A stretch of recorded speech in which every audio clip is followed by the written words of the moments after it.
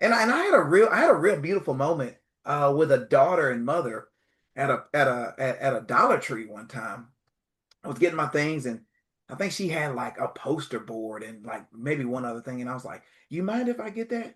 And the mom was like, and her daughter said, "See, I told you." Like, I'm like, I don't know what's going on, but what ended up happening is we made the transaction and we were having a little small conversation. And on the way out, she was like, um, my daughter's a teacher, and she's getting this poster board to be able to do some type of project for the kids to help them do this, and this. And Yeah. she's like, me and my mom were just having a conversation in the car and was saying how no one is nice anymore. No one cares about other people Hmm. anymore. No one wants to do nice things for somebody. And she's like, and then you came along and was just like, I'll buy that. Now that was $1.08, right? That's not some large, buying someone a car like you're on Oprah's show or something. Like, it wasn't that. But it's the little things. Hmm. It had nothing to do with the money. Absolutely nothing. It was just, here's a kind gesture. The mom was in a kind of a state of a funk.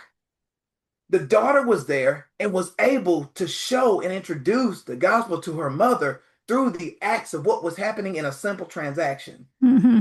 Like, it's like, well, that's not that big of a deal. No, it is kind of a big deal because this woman was at a place where she was just like, I'm kind of done with this. Like, everyone's in their own little way, and it's just Yeah. there. And it's like that little action. Think about the talk on the way home. Think about their talk on the way home Yeah. after that encounter.